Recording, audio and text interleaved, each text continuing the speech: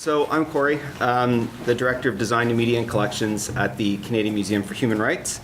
And building a museum from scratch, and then there's a subtitle in the program that basically translates into just what the hell are we doing anyways. And I'm going to talk as quickly as possible to get to a point where we can have some questions. But I have with me two special guests, Justin Funke and Bruce Wyman, that I'm really happy to be able to work with on this project, who will add a considerable amount of context into the insanity that we deal with in trying to create a new national museum. So just a bit of context quickly. It's a national museum. It's the first national museum outside of Ottawa in Canada, which those red dots signify basically where the national museums are, and we're the one in Manitoba. Since we were established, there's another one that's been added in Nova Scotia, which is basically an existing museum that was designated National Museum status. But us being the first national museum in over 40 years, and being outside of Ottawa has given us a certain context that's a little bit different, I'd say, and presents its own unique set of challenges. It was started off as a private idea and became a federal institution. That as well has given us a unique context in which to work, because basically legislation was passed at one point and they said, okay, this is going to be a national museum project, go. So what did that mean? It meant that we basically started with a pistol start, and it was not organic. And a lot of museums start by collecting something, getting it in a room, collecting more stuff, get a bigger room, get some staff, and roll out the museum that way. Ours is, okay, legislation was passed, start the museum, and it's like, okay, funding, building, content, exhibits, staff, programming, collections, services, processes, policy, procedure, all at the same time. And without really a really sort of concrete blueprint. Again, over 40 years since a national museum was created in Canada, meant that we have a lot of concurrent tasks to deal with. So that gives us a sort of unique scenario in which to work. Another really big piece of uniqueness is our subject matter, a human rights museum. So our subject matter is conceptual and it's intangible, and this as well is a little bit different for a museum. It's also a relatively new subject matter. It hasn't been around that long. Human rights as a subject really started to get involved. There was a lot of discourse after World War II, but that's not a long time. It's not a very mature subject. It hasn't really landed yet. What is human rights? What are human rights? And how are they interpreted? And we're the Canadian Museum for Human Rights, not Canadian Museum of Human Rights. So it's active as well. There's this activism approach. And so how do we think about all of this stuff as we try to actually build a museum? It's kind of a different context. Not a lot of, we're kind of groundbreaking in a way, not a lot of blueprints for us to follow. So the subject matter, which is open to various perspectives, is sort of ever-changing. When we think of human rights and we look at it, your interpretation may be different than mine, may be different than Justin's, certainly different from Bruce's. When we map that across things like geography or culture, it becomes extremely diverse and different. So perspectives are really important. So we think about that as we're trying to build a museum. It means we're doing a lot of storytelling. We will have objects and artifacts, but most of our collection is born digital in the shape of oral history, and where we will use objects and artifacts to support the stories we're telling versus telling stories about the artifact, art, or objects. So in order to meet these different perspectives and facilitate storytelling, the part of our mandate that I highlight is at the bottom there, encouraging reflection and dialogue. And as we try to build out our exhibits and think about our programming, this is the piece we key on when we think about an interaction model and experience design, is how can we do something that encourages reflection and dialogue. So we have what we're calling the dialogic interaction model. It's reciprocal, and it's truly interactive. It's not push a button to read, watch, and listen, but it's how do we have cause and effect and system response. And zeroing into my departments, which are design services, new media, information services, and collections, we use technology as a facilitator. So how can we employ technology and media in a way that allows us to facilitate the dialogue? So, media and technology implications are huge in our program dealing with this subject matter. And if we aren't smart about it, then we'll be stuck with a nice pair of golden handcuffs, because we all know that technology is an amazing facilitator and then quickly becomes an amazing constraint. So getting right into it, our biggest concern is on, we're building something new, we're building it from scratch, but how do we build it in a sustainable way? Because the subject matter is so dynamic, ever-changing, and open to different perspectives.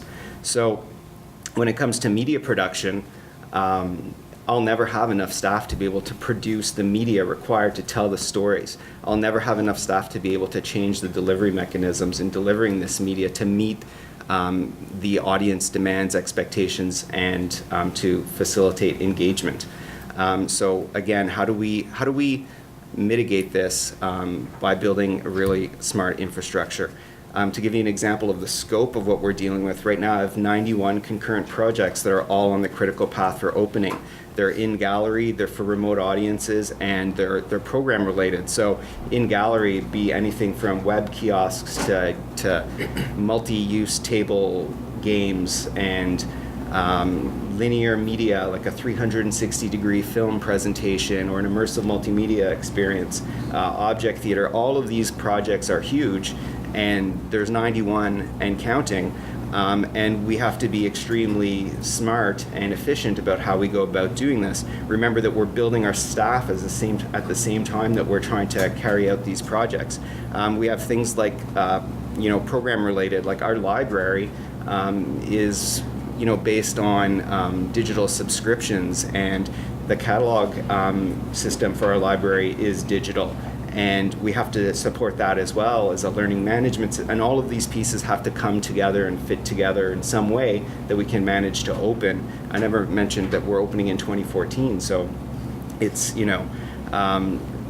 time is of the essence. And at the same time, most departments, and mine included, is also responsible for serving. We are performing some public programming as we speak. We do have a website right now that's basically a brochure, and we have the second largest active social media presence of all national museums in Canada. We're not even open yet, and we have to support these things. My design and production department, while we're producing media for the inaugural exhibition program as well, has to produce collateral material for the marketing department, or programming collateral for the educational programs that are underway. So to say there's a lot going on would be a little bit of an understatement.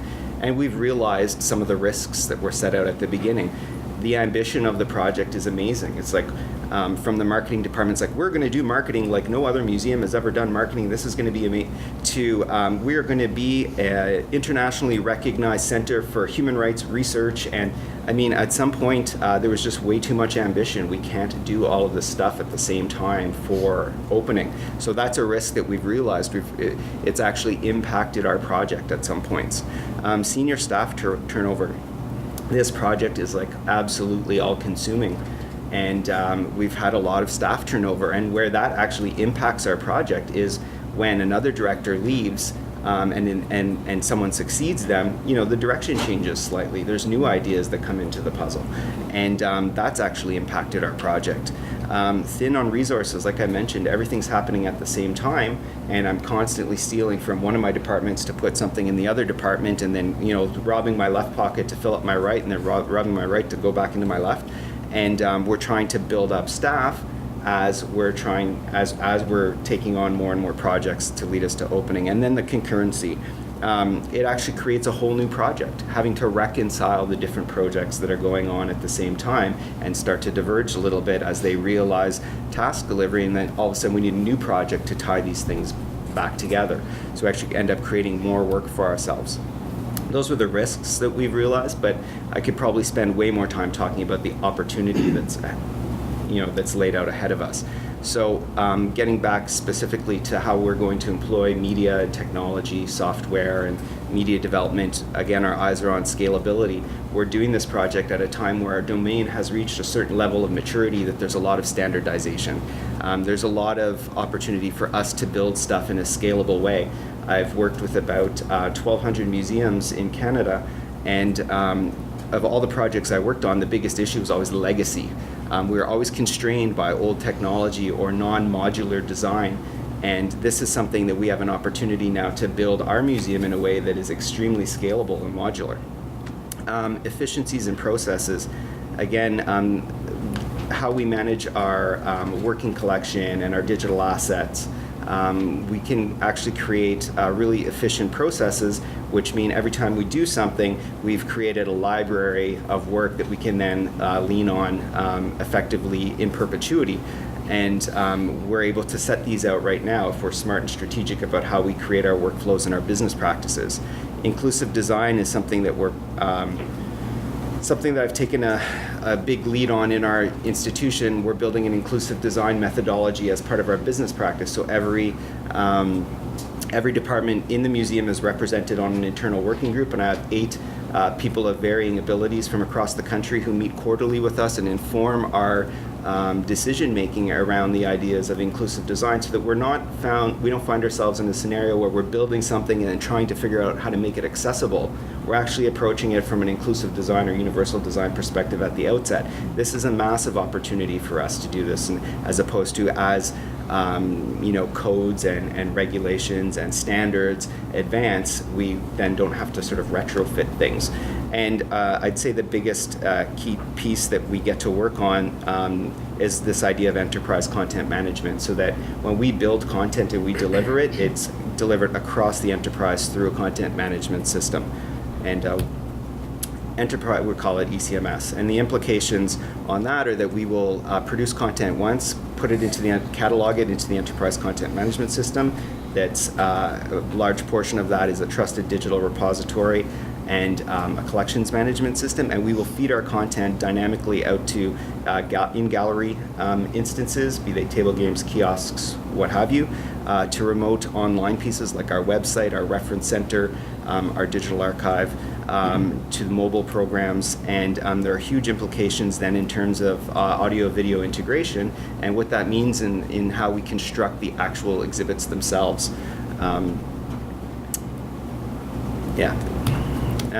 So all this basically means there's a lot of insanity on our project. Right now we've moved from a sort of high-level broad design, conceptual design, into actual execution, and we're in the weeds. I think people are all in the same situation. All of my colleagues, irrespective of where they sit on the sort of org chart hierarchy, they work broadly or deeply. You can't sort of work broad across 91 projects and be in the weeds on all of them. And so some of the insanity happens when you actually have to drop into the weeds on a project, and then you don't operate broadly anymore, and things start to wait for people because they've gone on a deep dive. So being in the weeds leads to insanity. Concurrency and concordance of projects. We have right now 47 of the 91 projects are in gallery, and they're being done by different producers, but they all have to look like a suite, like a family of either software pieces or linear media productions. And again, that leads to a bit of insanity because we're juggling so many balls that it's tough to keep them all up in the air. And it also leads to a scenario where we hurry up and wait. So one project advances and we're like, hurry, meet these deadlines, and then it's dependent on something else from another project that's a predecessor that hasn't advanced to where it needs to be. So we end up in that scenario quite a bit. And now I'll pass this over to Justin and Bruce because they've been really instrumental we're really getting into the weeds now and into production. And we're the weed whackers. Yeah. I'm going to go first because I have an interesting perspective in that, being from Winnipeg, I'm a pure IT contractor. I've been working on the project for 3 years as well. And I was trying to think, and I don't know that I'd ever even been in a museum before I started building one. So I have a very unique perspective of watching what it is you guys do. Let me know when you want to get to this. Yeah, so you can go anytime. What I underestimated was the startup factor and how everything was done out of order. Oh, the slides are out of order. That's all right.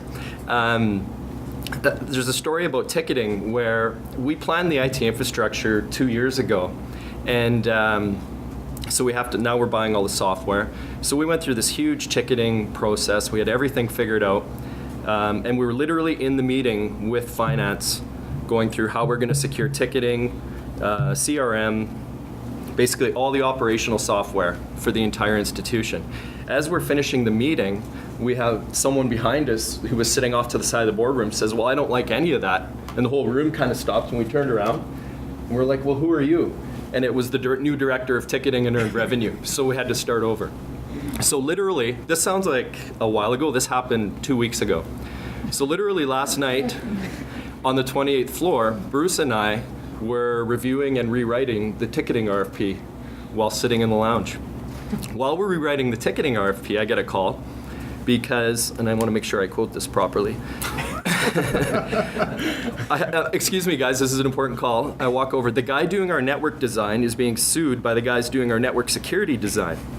Totally different project. And I said, well, we're all grown-ups here. Can we sort this out? And he said, no. If they were standing in front of me right now, I'd run them over with my car. So I got to deal with that tonight. Tweet it. We're going to run out of time here. So the one thing that I want to stress, being from my perspective, that frustrates me from watching this, I'll give Bruce a minute. Go. You guys are too influenced by IT. IT people are risk averse and they're lazy. And you need to, I'm just like, I'm so mad. You need to make demands and just say, your service, it should be service orientated and they should build, buy, support, whatever it is you need. End of discussion. No, you're up. Oh, I missed my rats. Slide. Yeah, do you want to, the rats are eating the money? Just do it, just go. Yeah. It'll be fine. We have our own little, this is how we talk about you. Collectively. So the rats are eating the money, Bad Boys 2. I don't know if any of you have seen it. When the rats were eating the drug dealers' money, and what we determined that stupid problems are still problems.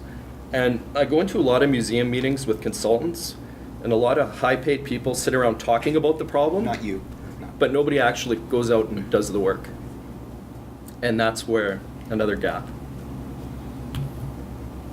So one of the roles that I've been brought on, and it's been interesting. I was going to have one of those trickle-on roles over the last couple of months, and based on the meeting that we had in Winnipeg about 2-3 weeks ago, it's ballooned astronomically. And one of the things that really comes into play at this point in the project, and this is one of the ways that I get to enjoy the role that I'm going to have, is I am the destroyer of dreams at this point.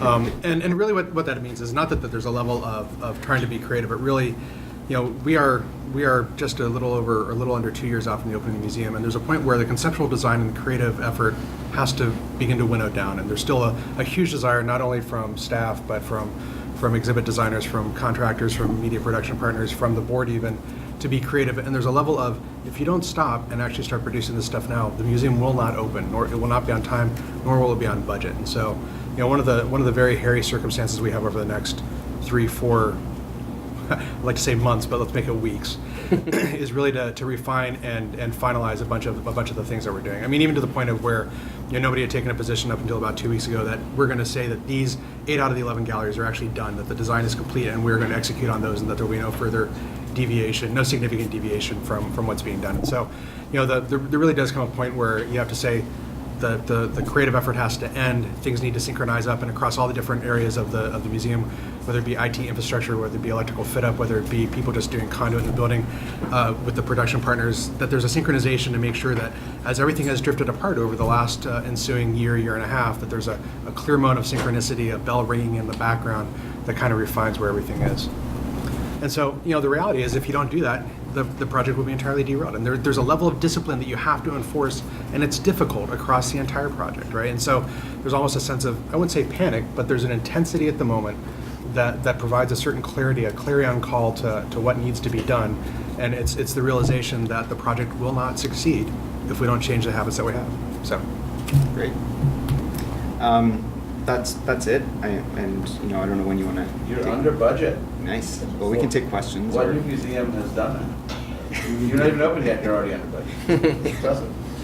I like to do this a little differently. I like to do questions at the end.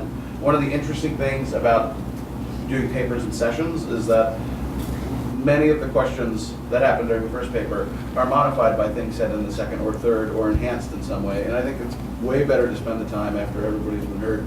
Then we can get some interesting cross questions too. So we'll just go right, we'll just keep moving. And at the end, we'll devote all the time for questions. And if we're done early, we'll get in the coffee line first, which is the bonus. So you're welcome. It's going to be great. Who's next? Especially challenged. Big bucks. I got 4 ribbons. So, all right, we got some dead air. AB switch over time. Yeah, sorry about that. It's quite all right. Happens. Looks like an orchard up here. Except for Bruce. Bruce, where'd you get that? We're actually working right now. This is from Jealousskins. Anybody who wants to customize their laptop, they'll allow you to upload images, and they'll send you the what is essentially a large snippet to the back of your laptop. This is based to be rate values, so there's some reference to that. Use referral code, Bruce. It's funny, while I was talking, I could see him answering emails and actually talking to these people while we're presenting. He's working on the project. Bruce, No, you can't say that. Consummate professional. All right. Okay, right. Well, hello. My name is Charlotte Sexton. I'm the head of digital media at the National Gallery London. And as of yesterday, I'm delighted to say I'm also the vice president of MCN. But for the next 20 minutes or so, thank you very much. For the All your next- applause. Yeah, really. You haven't heard the presentation yet. So for the next 20 minutes or so, I'll just focus on the National Gallery bit. So today, I'm going to be sharing with you really a distillation of our experiences over the past 10 months or so. As the gallery has really completely rethought its approach to film and the role that it plays in engaging the public with the collection. And this is really a story of, I think, positive change as we've sought to revitalise our creative approach to this medium and to radically change the way that we commission, produce and publish films across multiple platforms. I'll be talking about our sort of broad ambitions for film, but also the challenges about moving from what had been 100% in-house production to a completely new model, one that's much more blended and where external production companies are actually central. So I don't want to take anything for granted. So just to introduce the gallery itself, National Gallery is situated in London, in the heart of London in Trafalgar Square. It's the third most visited attraction in the UK, and each year we get about 5 million visitors, and a large percentage of those are from overseas. It was founded back in 1826, and it houses the nation's collection of old master paintings. So the collection comprises, it's actually very small, it's quite boutique. So the collection itself is 2,500 works, and they are really considered to be the world's greatest old master paintings by some of the greatest artists. So within it you'll find works by Leonardo da Vinci, Michelangelo and Vincent van Gogh. So some of you may have heard me speak earlier in the year about strategy at museums and the web. And I would say at the time that one of the biggest benefits of putting a digital engagement strategy in place at the gallery has really been that it's given us a framework around which we can really make major decisions about the way that we go forward. And it's helping us to plan our direction of travel. It's laid out our ambition in a very clear way, I think. And it's also given us a pretty good idea about the resources we're going to need to achieve those goals. But of course, as soon as you start to begin to deliver the strategy, it's immediately evident that change is going to be a big part of that process. So I think we can all agree that film is an incredibly powerful tool when it comes to telling compelling stories. It can provide valuable context, it can entertain and surprise you, and it can provide us with a platform, a really important platform from which we can deepen engagement with our audience. I love this slide. It's completely vintage, which is pretty much how video started at the gallery back in the early 70s, when we were establishing a dedicated in-house production team who were responsible for pretty much everything to do with film. So from scripting to shooting to editing, and then working in partnership with our commercial arm, going into distribution.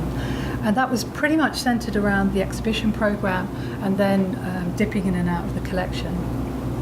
So they started off with actually long form films. I mean, these were like an hour-long productions.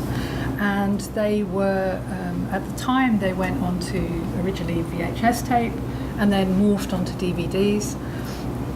But they were also then, they went through a second process in which they were cut down to about 20-minute films, which were actually then screened in the exhibition cinemas. And this approach gave the gallery both, a really important revenue stream through the sales of the films, but also an incredibly valuable in-gallery interpretation content, which at the time was considered to be produced at quite a reasonable cost. And I think it was a pretty good model for the times. Back in the 70s, we're talking about almost 10 years before the growth of independent film production companies that sprang up in the UK in the 80s that were really put in place to service new TV stations like Channel 4. And best of all, it was perceived, I think, by the organisation as offering the gallery 100% control. And we love our control. So with 3 producers/filmmakers who each had an intimate understanding of the organisation, they knew the talent in the form of the subject experts, and they were very familiar with the collection. So between them, this small group actually had complete oversight of every aspect of the production.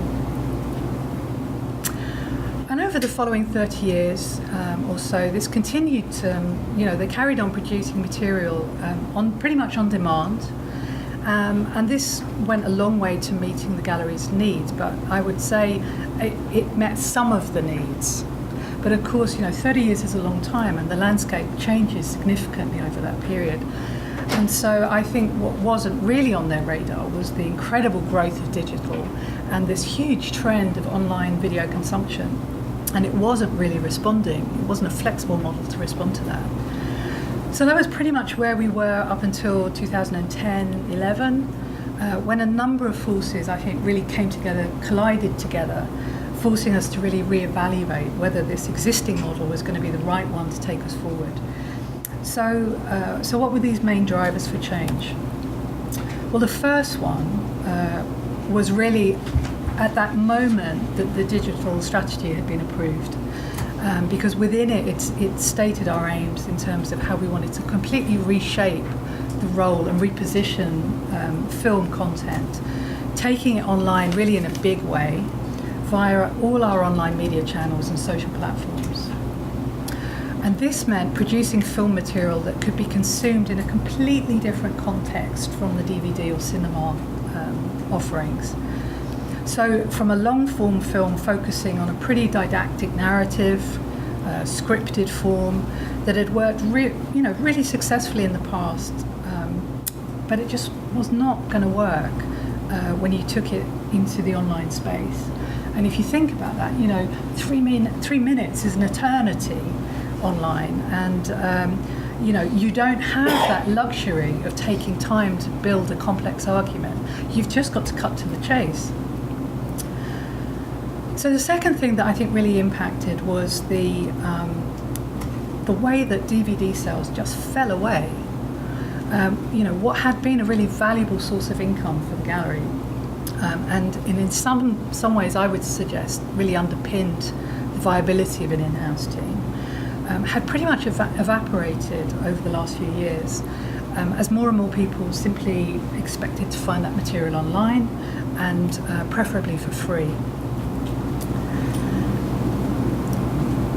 And I think the third and final driver was a series of pretty heavy cuts that were brought on by the economic climate, which really forced the gallery to reassess all of its structures and its functions as it sought to find ways to cut costs. So what had seemed like an incredibly sensible and affordable model back in the 1970s was now starting to look like a bit of a luxury that was going to be very difficult to sustain going forward. So what do we do? On the plus side,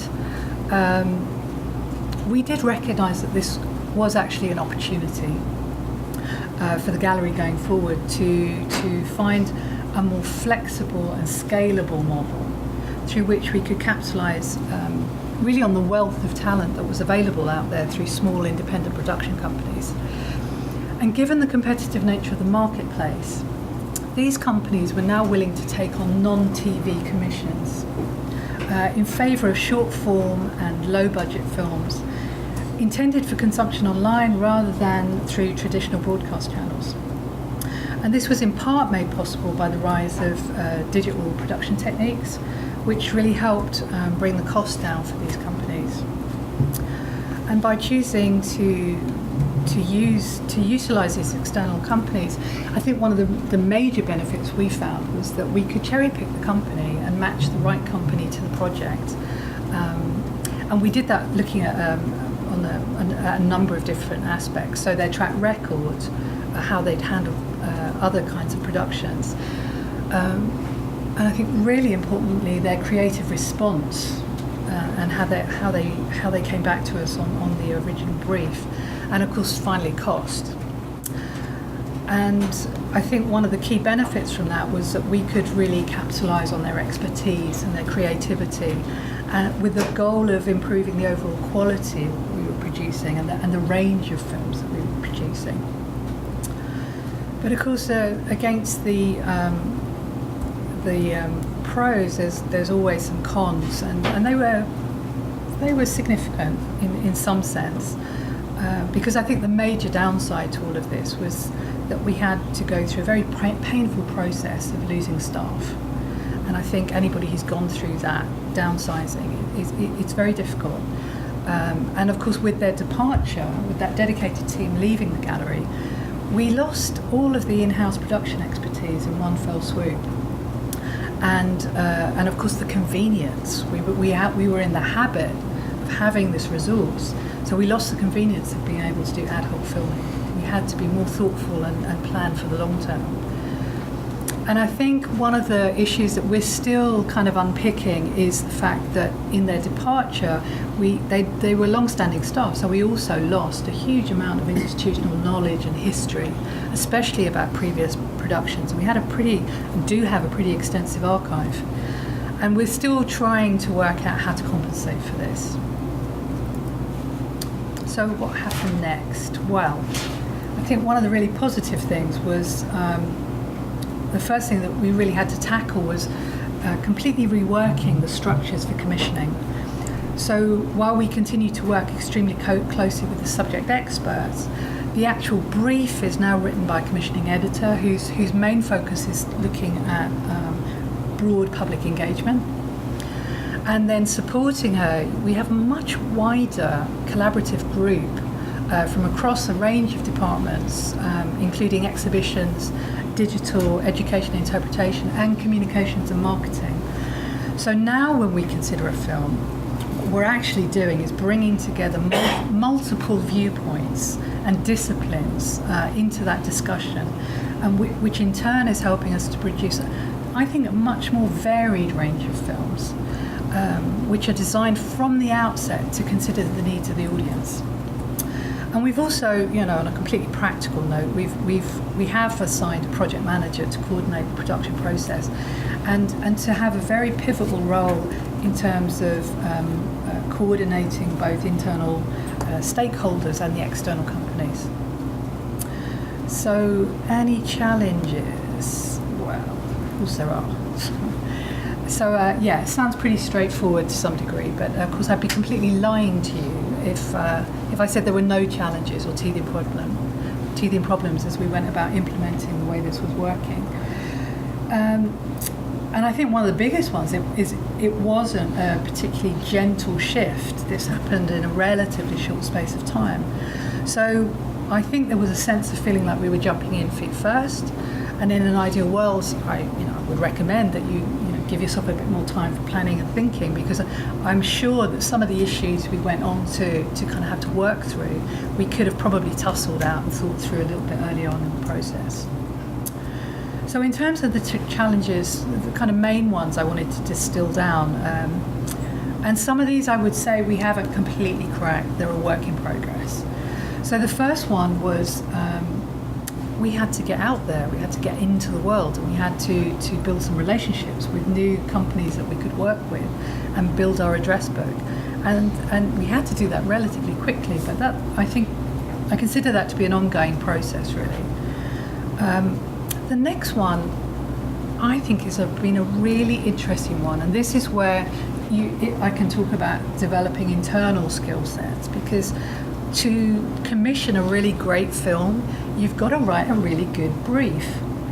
And we had to go and are going through a lot of refinement in how you put that brief together, because that's the document the company responds to. So if it's not in the brief, they're not going to come back to you with something. And what they come back with is a creative treatment. And one of the challenges we had on some of the early films was beginning to build the kind of rigor that you need to review that creative treatment, because that's that key moment in the process where you get to say it needs to be a little bit different, you've left something out, and that really is a dialogue. But if you don't capture it there, you won't get what you want on the screen at the end. Guidelines, very boring, very practical. I wish we had done it right from the outset, and you'll see when you look at the range of films over that period of time, the guidelines were obviously evolving. I think we're almost there, but it takes a little time to get that nailed down, so that you have consistency and you have a document that you can literally hand over to the company. The next one I think is really interesting about the brand, and I'm not talking about fonts and colours and logos. I'm talking about tonal values. So at the gallery we have 4 tonal values: eminence, elegance, inspiring and inclusive. One of the challenges I think we're still working through is, what do those terms mean when you take them into the film space? Because once you get the perfect match, then you get a film that's completely correct for your organisation, if you like, speaks with the right voice. The next, number 6, is really about managing people and expectation. Stakeholder feedback is a huge one, and we've gone round and round the houses with it. I think we're finally in a position now that people understand what the process is. Okay, and I think the only other one I really want to flag is we cantered along at great speed, and I think one of the best things we did was just pause. Take a second, review and think about what we'd produced and evaluate whether we were on the right track and what was working and what wasn't. Now I had wanted to show you, I've talked kind of in the abstract, but I did want to show you 3 clips, but it's going to be like the silent movies because we don't actually have any speakers. So if you just want to look at these from the perspective of the style of them, I'll just show you very, very short extracts from these. But I would encourage everybody to go onto the gallery's website and have a look at the channel. So the first one I'm going to show is, if I can do it, is a film that was made to kind of celebrate a blockbuster exhibition on Leonardo da Vinci. And I'm just going to play it, hopefully, with a very slow Wi-Fi connection.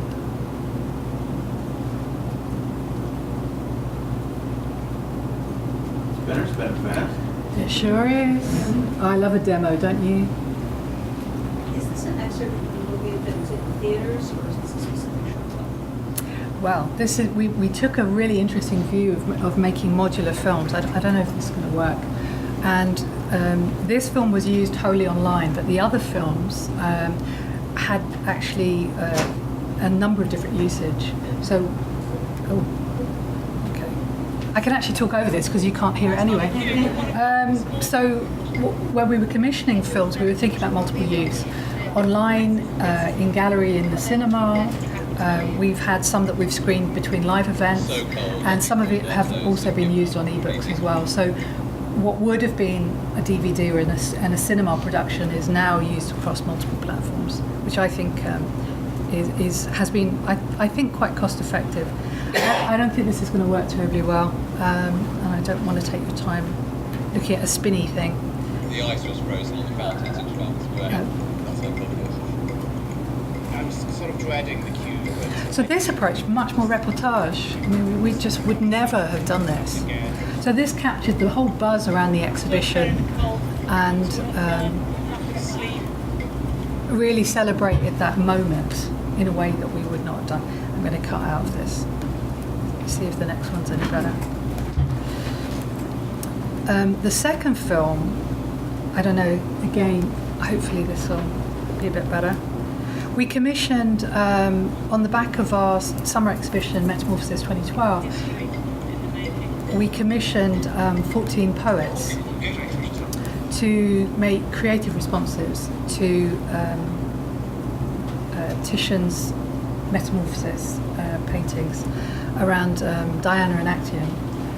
And I think my whole demo is going to be a bit flawed at the moment, so I'm tempted to move on. I would encourage you to have a look. But also the death of Actaeon, because the two paintings kind of mirror each other. So again, a very different style. And then the last one, I think is the closest we ever got to Hollywood, basically. This is a film that was done with support from Credit Suisse, who is a partner to the gallery. And they really embraced this and brought in Anna Friel and a full crew. And it's been hugely popular. And it's beautifully shot.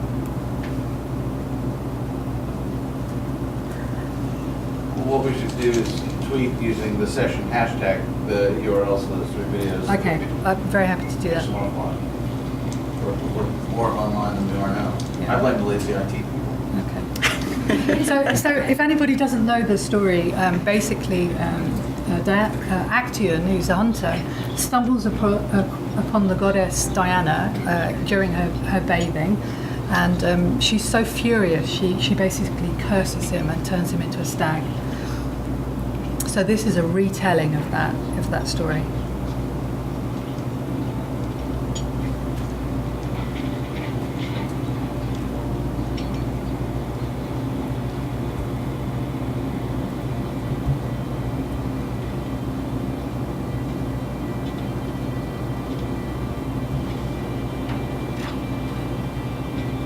So this is Actaeon invading her privacy.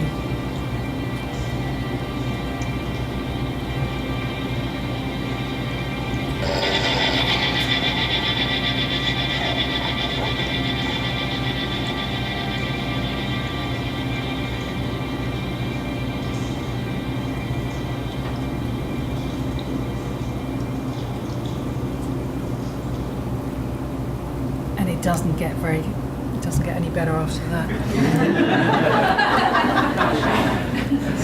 That's good. Our presentation was almost really sucky there for. I noticed that was the only part of the presentation Bruce was like.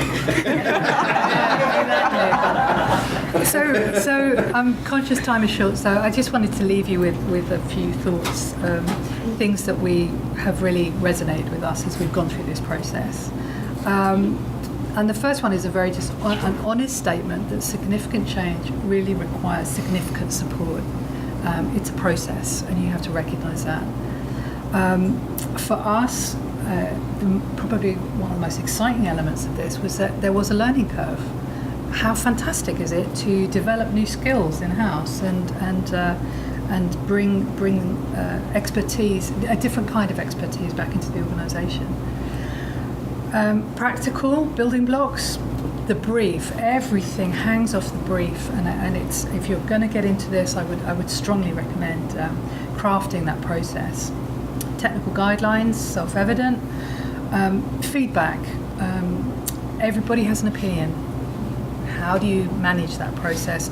And when the buck has to stop somewhere, because every time you start mucking around with it, it costs you money, because if you're going to re-edit.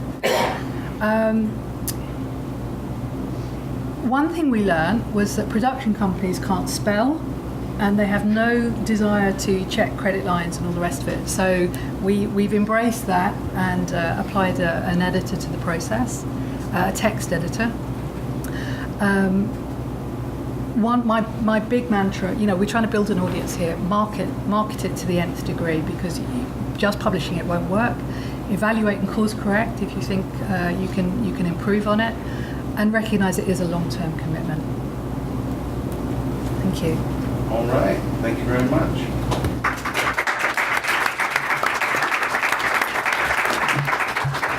For those of you joining late, we're going to answer the questions at the end so we can get through the presentations. That way, if they answer a question here for that one, we don't waste time. We get some questions in there. We did. There's a lot of interesting themes that are obviously cutting across these three things. Obviously, just the subject of change, and so far turnover's been also another recurring theme, not unsurprising, especially when you're talking about projects of any duration of time. And now, to anchor the session, I think it's important that every museum conference have at least one user-centric web redesign case study. Every museum conference needs one, preferably 2 or 3, because hopefully if we do enough of these, we can actually nail this. Like, hopefully we won't need to do these, right? We'll have figured it all out. But I'm really excited. Well, I'm really excited to see what John and T from Tate have to bring to the table. So let's hear about it. Okay, so I'm John Stack, head of Tate Online, and this is? I'm Tiana, I work as a digital producer. Okay, so first of all, I'll do a kind of quick run through of the life of our website before we redesigned it. So this is the site in 2000, just after it launched. At this point, primarily what the site is a brochure, and it's worth noting in the top left that we digitized our collection very early. So by 2000, we were already well into a kind of a 2 or 3 year project of digitizing the collection. Also worth noting that in the information hierarchy, we put the collection in the website above the galleries. And you'll see as we go through the subsequent years, it gets pushed down and down and down. And you'll see when we relaunch it, we push it back to the top again. This is 2004. At this point, we've added a program of NetArt. We have an online shop. And we're starting to develop learning resources directly for the online space. And we pushed the collection down by 4 so far. This is 2006. This is just after I joined. My background is editorial, so I was hired to bring in an editorial team to really start developing web content. And I mean, this is very soon after I joined, and so our first hire was Shana, who started our Take Kids website, and you can see that on the left-hand side. We also, at this point, have something called Take Papers, which is a peer-reviewed scholarly research journal. We have Take Shots, our video podcast, and we are kind of starting to build, really quite a large archive of web contents. The site's getting really pretty big at this point. Worth also pointing out that where it says Take Kids, underneath it says families. So what's the difference between those two things? And this is a symptom of what was already starting to happen to the website, but which kind of reached a kind of catastrophe. Was that these different things were created by different silos within the organization, different departments. So the Take Kids website is games and films and resources for children online. Families was a branding of activities in the galleries produced by the marketing department as part of a sort of marketing initiative. This is the site, a screen grab we took just before our new site launched. Okay, so by this point what we have is a completely broken information architecture. The site has gone from having about 8 top-level sections to more than 30 top-level sections. When we're auditing the site, we're discovering pages and sections of the site we didn't know existed. We have a kind of urban sprawl of content. It's completely confusing. The structure of the site is centered around the organization, to the point that sections of the site are named after the departments that created them, and so on.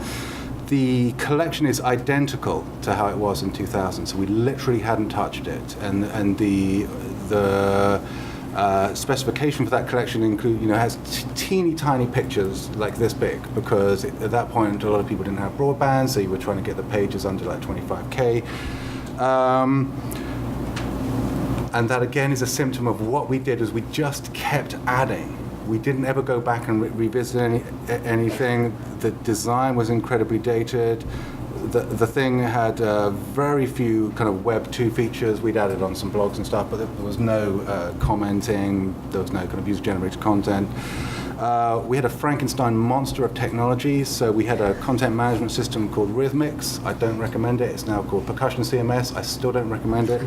The guys who work there are nice, but we'd added one of everything to solve short-term problems. So we had multiple WordPress installs all over the place. We've got a Moodle. We've got a couple of Drupal sites. We've got some bespoke things that we've just kind of written. Various computer programmers have written at various points. A lot of these things are completely undocumented, and the programmers have left. We're still hand coding thousands of pages. And there are 3 people working full time on just getting updates to the site, going in, editing the HTML, and uploading that by FTP to the web server. So this is this year. This happened in January. We're still doing it this way. These people weren't especially fulfilled in their job, is what I'm saying. That said, we have like thousands and thousands of pages of fantastic content. Articles, videos, artwork, records. I mean, people can't find any of this stuff, but there's a huge volume of things there. So in 2010, we developed a web strategy, and really what this is saying is this website no longer meets organizational goals. It no longer meets user goals, and we have to like tear the thing down and start again, because we cannot save it. It is a sinking ship. And really the strategy was to design to do 3 things: to communicate the vision of what we plan to do next, to define an approach, essentially around putting audiences and users and their understanding at the heart of things, and the third and most important thing was to get the money to do it. So I'll pass it over to Chiana, and she'll talk you through. Then I joined, and this is what the site sort of looked like. And when I had my job interview, I actually prepared to answer the question, so what do you think about the website? That question never came up, but I still have the notes, and that's about what John just presented now. So I'm going to be, now that John told you the background, like why, obviously, we wanted to redesign the website. I will basically try to reveal the main principles behind the redesign. But don't expect too much. I mean, I have about 10 minutes to tell you about the whole thing. So it's going to be like instant tourism. You go somewhere, you take a photo, and you go to the next thing, you take a photo, etc., etc. I think to really understand, you have to live through the whole process. So, and I presume if you're here, you haven't done the redesign, so because you want to learn something. But also every website's launch is different. Ours included getting the new CMS, getting the new front-end design, new hosting, new content structure, creation of new content, plus the migration and all the new ways of working that kind of come with that. Although this is something I would recommend you do last, the front-end design. This is the thing that people first notice. So I'll start with our website, Reskin. Main principle behind the new front-end design was to make it elegant, clean, and simple. Opposite to everything that the website kind of represented previously. So we try to get rid of the 1990s clutter on the homepage and keep only the most important messages. Unfortunately, there are still marketing-based messages, but we will be changing that hopefully soon. And we wanted to use a lot more imagery, and I think we kind of succeeded in that. It's not bad, although we wanted to do much more. But obviously, during the duration of the project, we had to scale down on our ambitions and ideas to just make it happen. What it took us in terms of the process, it took hundreds, maybe thousands of wireframes of this kind. You can see this one is from January 2010, so this has been a long process. Then they changed through time. So this is what the designers would bring up back to us. This was an early version of our What's On section. Again, quite ambitious in terms of functionalities that we're running.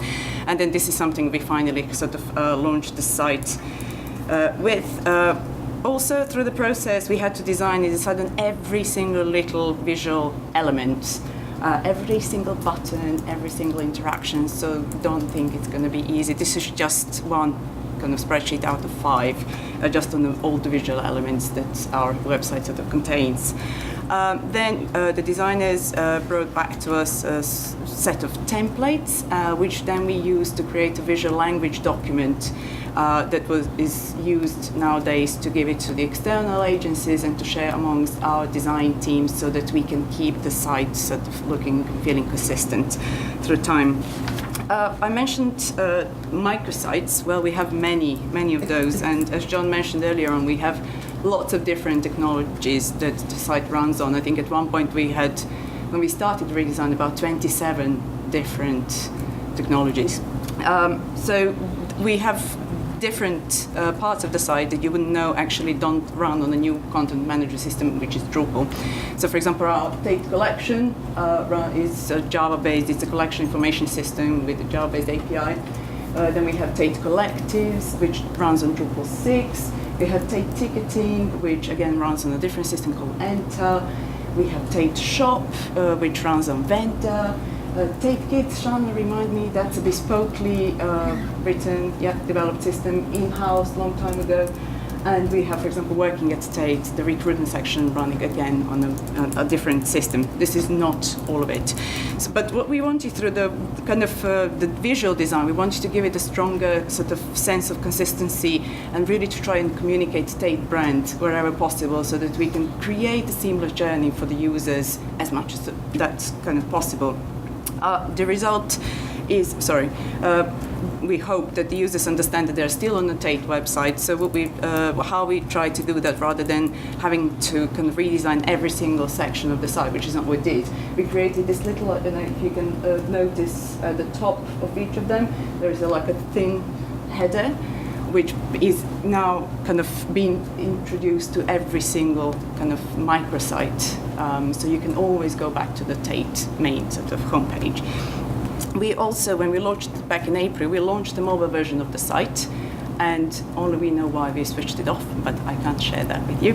But anyway, this is the new design, which is going to come up in the next few weeks. So this is what we are currently working on, and this will be deployed probably before Christmas. So apart from this kind of visual shell, the new site comes with many new and improved features, functionalities.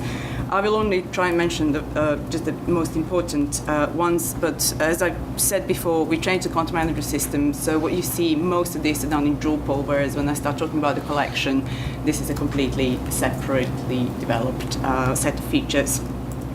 So to start with, we've developed in Drupal this kind of promotional panels that we use across the site, or across all the landing pages and other pages. We can place them wherever we like.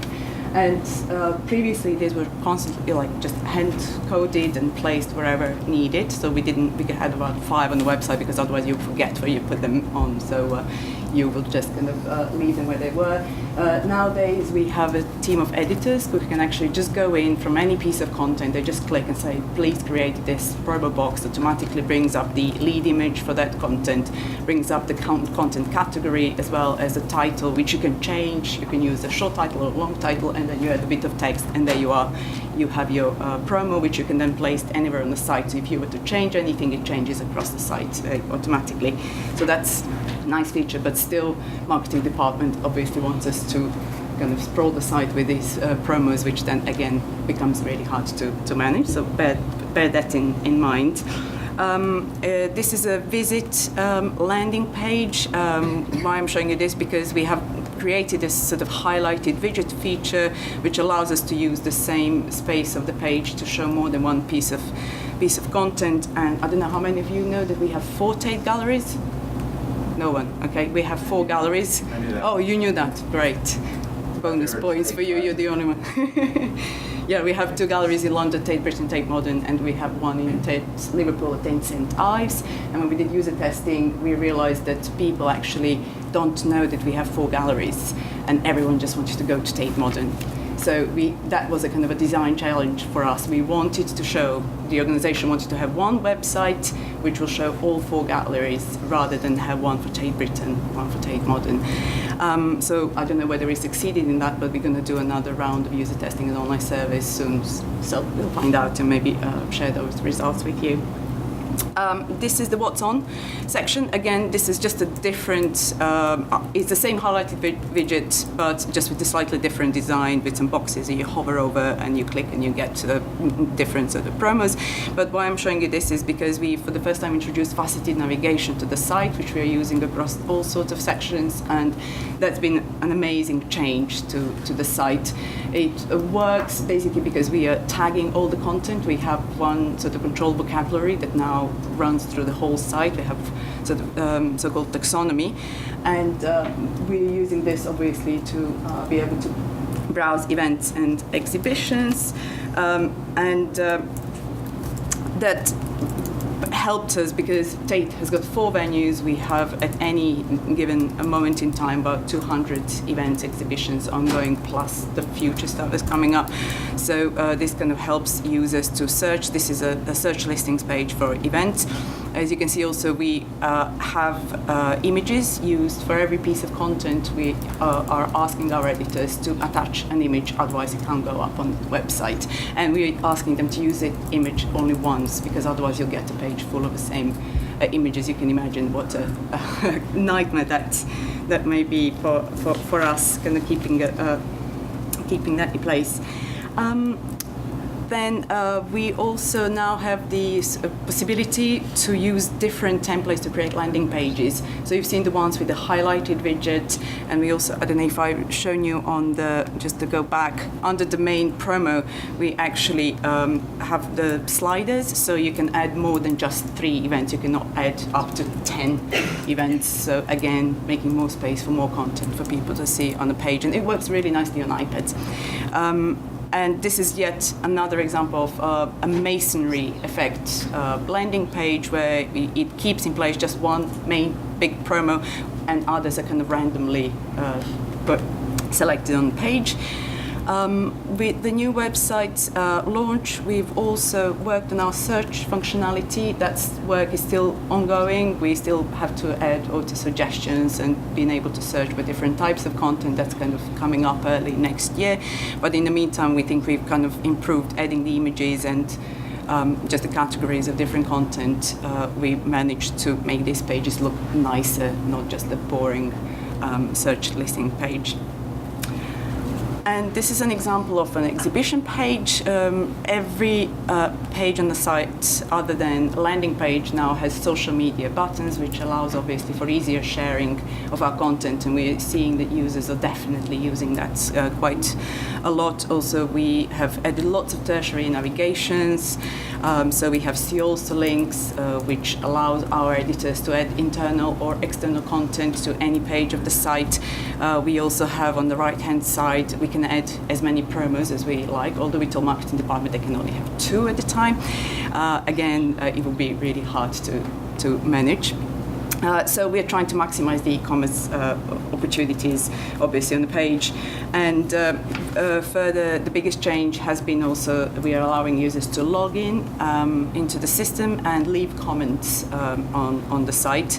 And we are seeing an increasing number of comments in the past few months. It's taken some time to sort of to work out.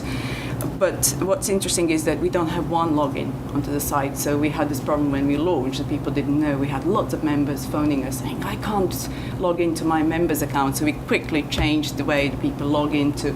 So we created basically in JavaScript this hover state where you can choose whether you want to log in to comment as opposed to log into ticketing or log into a members account, because all of these live in the different systems, and we just still, that will be a project in itself to try and create one single login for the website. And this is the collection. As I said, this one does not live in Drupal, but hopefully for users it doesn't really matter because it looks almost exactly the same, so you wouldn't notice the difference. Again, when we redesigned the collection pages, we gave it a new name, Art and Artist, that came up in our user testing as mostly used terms to describe the content. We just thought, hey, why not? Like, who knows what is a collection? A collection of stamps. So this one has got, again, really improved search functionality and browsing. The focus has been really on give the visuals, give big images, because as John mentioned earlier, we had tiny, tiny images, and now we could, obviously with the speed of internet, etc., serve those to our users in these days. Apart from the improved search, so this is an example of a search page, and this is our browsing tool. So in terms of the browsing, you can search by all the different categories, artist, styles, gallery. You can see what is on display, what isn't on display, what you can print out the page, obviously, around the gallery. And also you can choose different views, so you can have 4-column view, 2-column view, or this is my favorite, that we call it the slideshow view. So you get rid of all the other information or the artwork, and you can also press play, and it can play you the whole Tate's collection or just your filtered selection of results. And this is just an example of the artwork page. Again, we're using larger images, most of them you can kind of enlarge even further. We offer different text, interpretive texts, and apart from the kind of tombstone information on the page, at the bottom we have something we're really proud of, and the team have worked for months to write the algorithm for You May Also Like feature, which basically randomly selects you other works of art you might be interested in from our collection, and it works actually really, really well. So that's about the design. So I've covered mostly kind of the visible, less visible features, but a majority of work prior to the production actually went into the content, and that's where we started from about 3 years ago, I presume, and started working on information architecture, getting the requirements from audiences and stakeholders internally. And you can imagine that took a considerable amount of time. And this is a diagram that shows kind of a process that we went through when we did a content review. So we firstly identified all the content, and the state has got 800 members of staff. You can imagine there's quite a lot of little villages and people who own them and run them, and every single one of them, as we heard before, has got their opinion on what and how their content needs to sit in the website. We had the initial meetings, which I believe all of the teams at Tate, I think we met about 200 out of 800 people within a year. We had a web requirements form that we presented them with, asking them who are their target audiences, what's the content that they already have, what's their plans, to give us any documents they might have, any strategic documents that we might be able to use in order to make a site really represent what Tate and every single department that Tate is trying to achieve. And at the end, we thought, like, we just go back in our room, close the door, and do our job. It didn't work that way. Obviously, this was a kind of iterative process and very circular. And at the end of the day, we ended up with a list of target audiences for Tate. There's many, but the site is not for all of them. Some are more, some are less important. Museum professionals were really important for us as well. And then we ended up for each user group, we ended up with a list of core goals, secondary, tertiary goals, and then that's how we started thinking about the information structure of the content on the website. Then obviously we had many workshops and speccing meetings in which we used thousands of post-it notes and putting them around, moving them around, etc., and also produced these kind of diagrams. So this is the whole of the Tate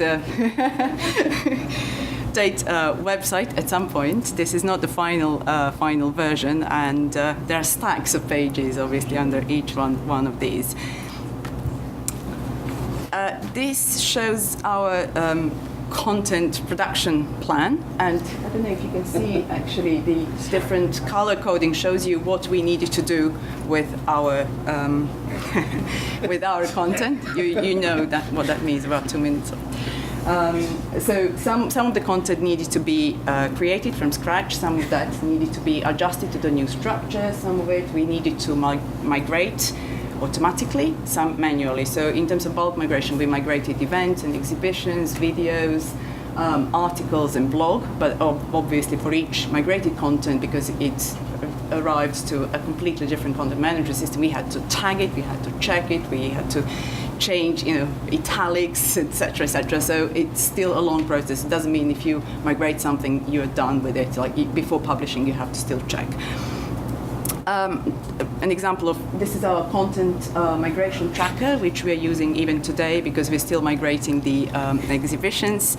And in terms of the information architecture, the biggest change really is, as I mentioned before, art and artist section, renaming of the online collection, and also creation of a context and comment section, which now kind of brings together our videos, audio, blog, and articles.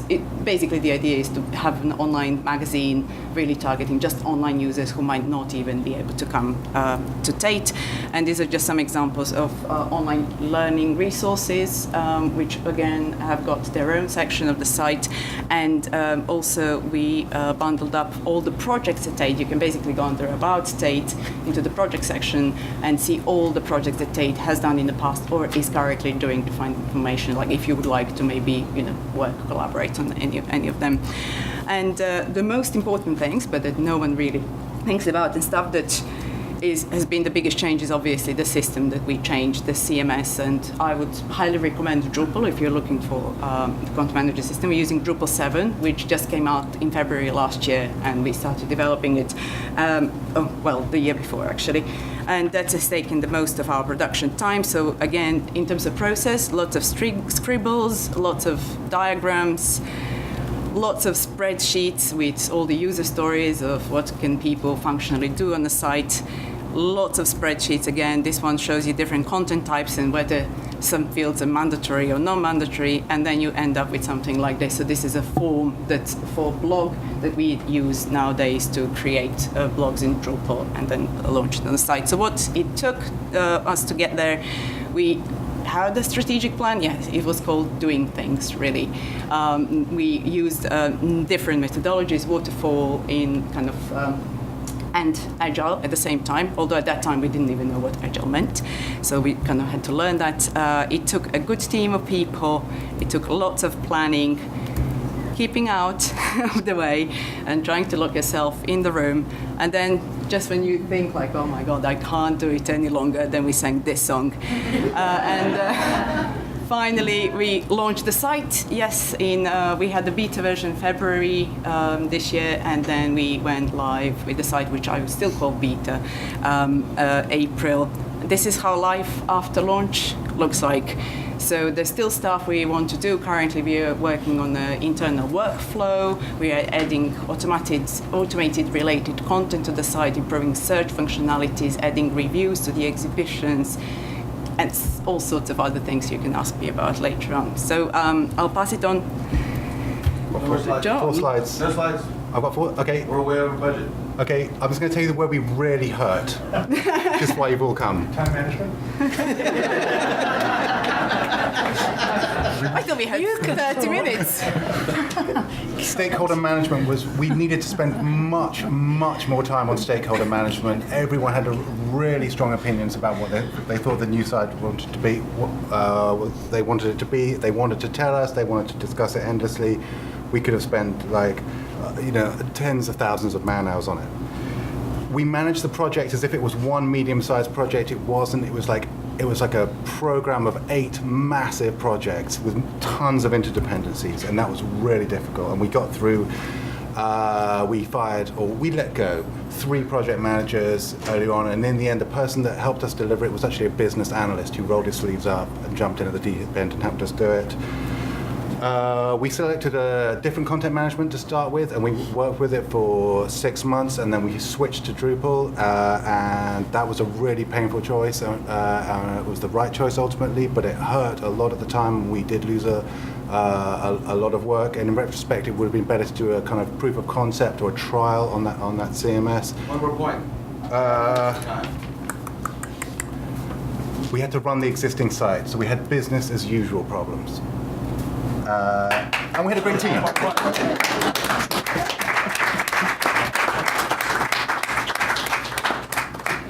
All right, we might have time for one question. Given that we're a little short on time, I'll skip the traditional chair smartest question in the room and turn it right over to anybody that's got questions about any of this stuff. Obviously, three important topics: change, a pervasive topic in museum technology, which is sort of the antithesis of the rest of the house. But obviously, tons to go over. What was your fourth issue? Oh, come on.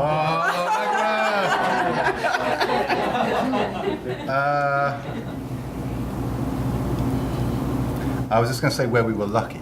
And where we were lucky was we had high-level buy-in from senior staff. We had a lot of goodwill in the organisation that we'd accumulated over the past the years. We had a clear vision of what we were trying to achieve. We did contain the scope of the project. Lots of emerging things came, lots of new projects came at the time, and we had a really great team. That's an excellent question. Is anyone else angry at the 97 days a week next year? Morgan, yes. No, I'm angry at that. 7 days a year, I was answering your question. Who's got questions? All right, fine, I will ask the smartest question in the room. You guys said that the biggest thing you learned was stakeholder management. That's the hardest part. Obviously, when you're talking organizational change, you're talking other people, you're talking stakeholder management. What do you think is the biggest takeaway from each of your projects involving managing the expectations of stakeholders, even if they're lazy? I want stakeholders, how do you deal with it? How do you deal with what the bosses want? We'll start with Bruce. It's an ongoing process, right? I mean, you have to have a clear vision. You need to be able to articulate it both in an abstract way, but more importantly, how your vision of what you're trying to do satisfies the needs that they have fundamentally, right? And you have to keep framing the stuff that you want to do in a way that it makes it clear that it satisfies the fundamental need. That'll give you a lot of runway to actually do stuff. And as long as you're tickling a couple of core pieces on their end, you're probably in a pretty good spot. You can get away and advance a fair bit. Would it be fair to say that that process is very much a mapping process of kind of mapping what your objectives are to what they're asking you to do? I think it's partially it, right? I mean, I think it's more complex than that, right? I think you have to have a good idea of what you're wanting to do, right? So you're not just tactically responding to kind of things that are going on, because tactical stuff will come every day, all day long, in an intense way, right? So at some point, you have to have an idea of where the hell you want to go, right? And then somewhere you have to figure out how you will. I mean, and this is strategic planning for any project, right? I mean, it's not just something like this, but that stakeholder buy-in has to be done in a very subtle and careful way, in a way that supports what you want to do.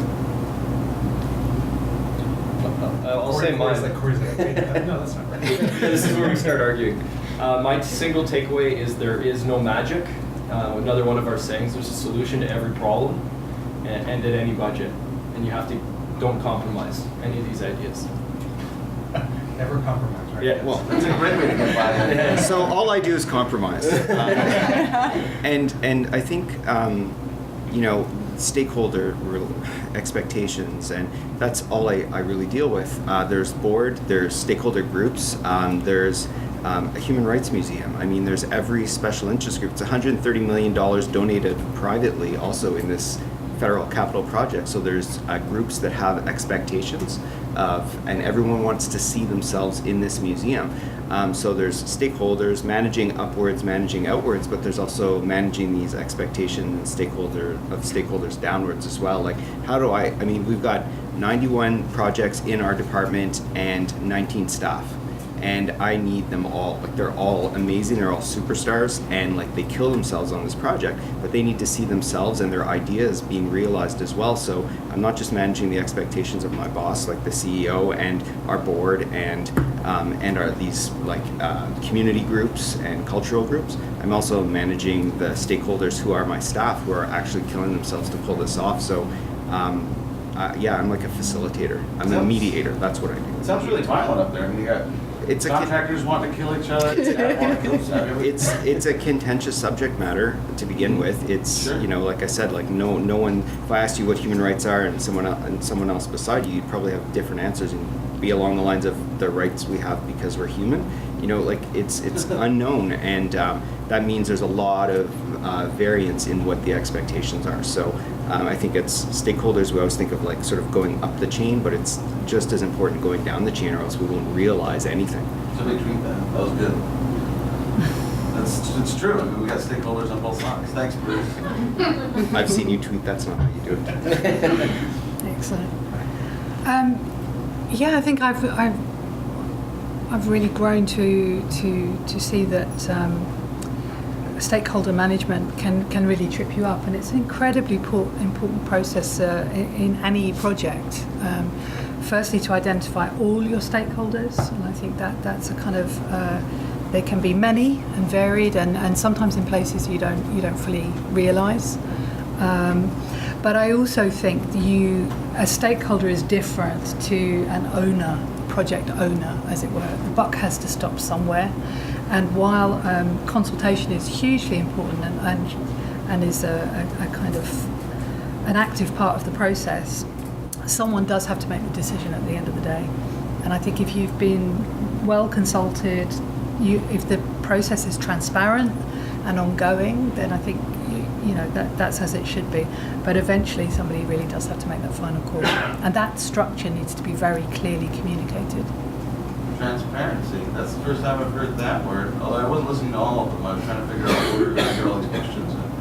But that's, I think transparency in terms of organizational changes, it's a red flag when it's not there. Absolutely. It's where your trouble lies. I think that if we just did everything that the stakeholder if we just did everything that they had asked, it would have been a complete mess. So I kind of echoing what Charlotte saying is you've got to listen to the stakeholders, and then us have to sort of take it and find the best solution, and then communicate that back. And where we struggled was we sort of didn't have enough time to do enough communicating back, or we didn't realise how much communicating back the why of what we decided was going to take. I get that.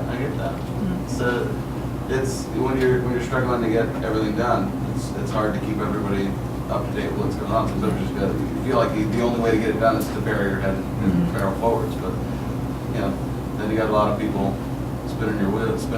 So it's how do you manage that? And it's a good lesson. But you got to be mindful of it. Well, how you manage that is you have someone whose job is to communicate that, and there are certain rules on how to communicate. So you have a postman, you have a post box, and there is a place and time for a conversation that can sort of happen. So, and that's what was probably missing in our project, I would say, because we were working 24/7, and the person who was supposed to be communicating weren't doing that. So obviously, lots of unhappy bunnies around. But if only there was a process, you hit the button, you know what's the feedback form, who is going to get it, and when, and how that's going to be responded to, then that would make stuff much easier. It's a customer service in a way, although they don't like to be called clients or customers, but that's what it comes to. Well, it seems to leave an interesting gap for like kind of project management tasks. I mean, I've heard, not just here, but in other places that you kind of hurry up and do something and then trying to wait for other people to do things, and tasks are dependent on other tasks, and having kind of an enterprise approach to trying to get at some of those and expose them can save you net a lot of time. And also, it generally, kind of facilitates other feedback workflow. Just kind of having those kinds of systems. I mean, some of them are awful, and sometimes you spend more time talking about project management than managing projects, but there are tools out there that can help out, particularly in larger organizations where the right hand doesn't even know what the right wrist is doing, let alone the left hand. Or they've never met. I like that. Never met. Bring that to market. Anyone else? Any other questions? So we all know everything. Now we're going to move on. I think we also want to get in line for coffee, or what's the next reception at 5? Yeah. All right. Well, thank you so much to the speakers.